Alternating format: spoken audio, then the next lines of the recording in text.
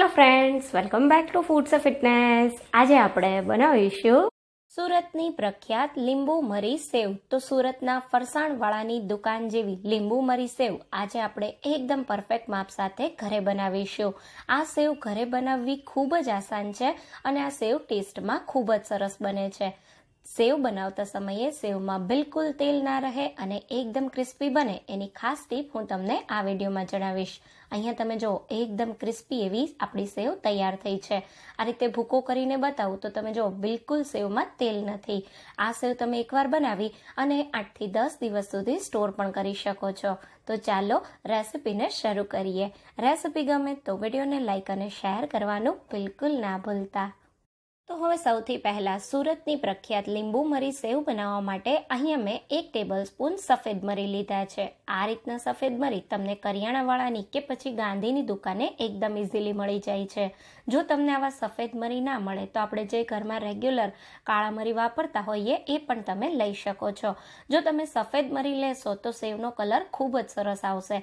કાળા મરીને કારણે સેવનો કલર થોડો ડાર્ક થઈ જતો હોય છે અને આ જે સફેદ મરી છે એ પ્રમાણમાં થોડા વધારે તીખા હોય છે અને એનો સ્વાદ પણ એકદમ સરસ હોય છે.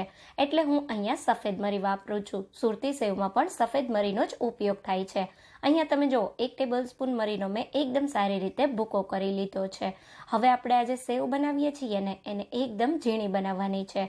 તો આપણે સેવ બનાવવા માટે ખાસ બધી જ સામગ્રીઓને ચાળીને વાપરવાની. તો આપણે જે 1 ટેબલ સ્પૂન મરીનો ભૂકો કર્યો ને એને આ રીતે ચાણામાં ઉમેરી દઈશું.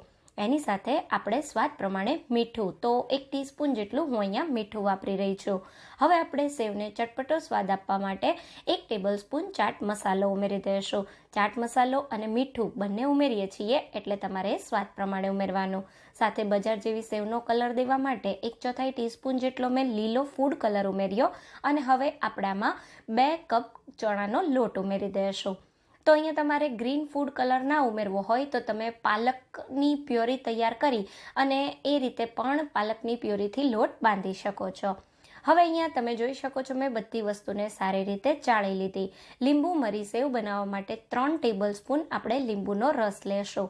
તો લીંબુ અને મરીનું પ્રમાણ તમારે સરસ રાખવાનું જેનાથી સેવનો ટેસ્ટ ખૂબ જ સરસ આવે. તો મેં 3 ટેબલ સ્પૂન લીંબુનો રસ ઉમેરી દીધો. બજારમાં મળતી સેવમાં લીંબુના ફૂલનો ઉપયોગ થતો હોય છે. તમારે વાપરવા હોય તો 1/4 ટીસ્પૂન જેટલા લીંબુના મરીનો ભૂકો કરી અને એને પણ વાપરી શકાય.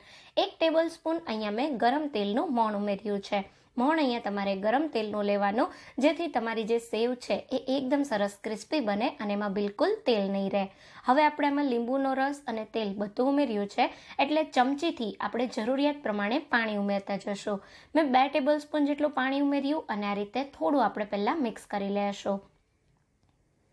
પછી જરૂર લાગે એ પ્રમાણે આપણે એમાં પાણી ઉમેરીશું. એકસાથે વધુ પડતું પાણી ઉમેરવાથી આપણો જે ચણાના લોટ છે એ એકદમ ઢીલો થઈ જશે એટલે તમારે ખાસ ધ્યાન રાખવાનું લોટમાં પાણી વધારે નથી ઉમેરવાનું.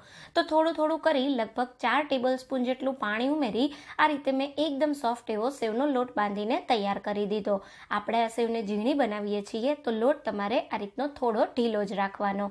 હવે અહીંયા મેં એકદમ જે ઝીણી સેવ હોય એની જાળી લીધી છે. તો સંચામાં જાળીને આ રીતે રાખી જાળીને થોડી તેલથી ગ્રીસ કરી દઈશું.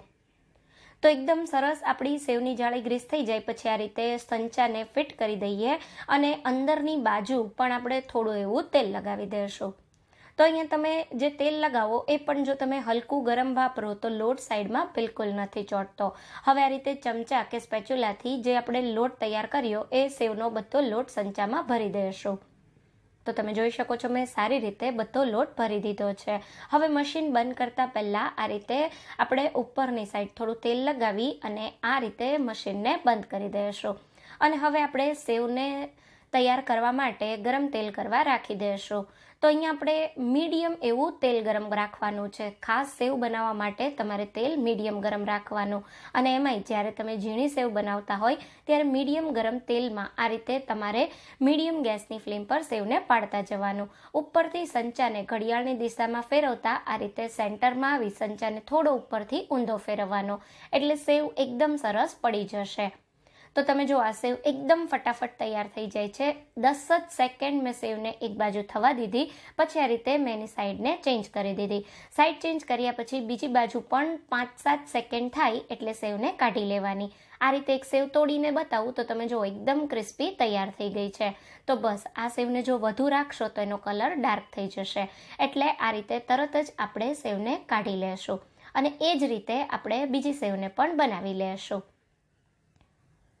તો તમે જેવી આ રીતે સેવ પાડી દો અને થોડી સેવ સેટ થાય એટલે તરત જ એની સાઈડને ચેન્જ કરી દેવાની અને બીજી બાજુ પણ 5-7 સેકન્ડ જેવી થાય એટલે એને સારી રીતે બધું તેલ નિતારી અને પ્લેટમાં કાઢી લેવાની. તો અહીંયા તમે જોઈ શકો છો એકદમ સારી રીતે મેં બધી સેવને બનાવી અને તૈયાર કરી લીધી છે. તો આપણે જે મેઝરમેન્ટ લીધું એટલે આ મેઝરમેન્ટથી મોટી સાઇઝના ઝીણી સેવના 7 નંગ જેટલા સેવના ગુચડા તૈયાર થયા છે. તો તમારે જે ક્વોન્ટિટીમાં સેવ બનાવવી હોય એ રીતે તમારે લોટને તૈયાર કરવાનો. હવે આ જે સેવ છે એ સરસ ઠંડી થઈ જાય પછી એરટાઇટ કન્ટેનરમાં ભરી અને તમે 8થી 10 દિવસ સુધી સ્ટોર કરી શકો છો.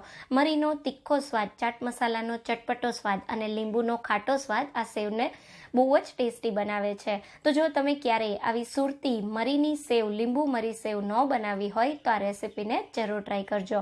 તમે જો આપણી સેવ એકદમ ક્રિસ્પી બની છે અને બિલકુલ સેવમાં તેલ નથી. તો બસ આ રીતે સેવ તૈયાર કરશો તો એકદમ પરફેક્ટ બનશે. તો ચોક્કસથી આ રેસીપીને ટ્રાય કરજો અને રેસીપી ગમી હોય તો વિડીયોને લાઇક અને શેર કરવાનું બિલકુલ ના ભૂલતા. તો ફરી મળીશું એક આવી નવી જ રેસીપી સાથે. ત્યાં સુધી થેન્ક્સ ફોર વોચિંગ.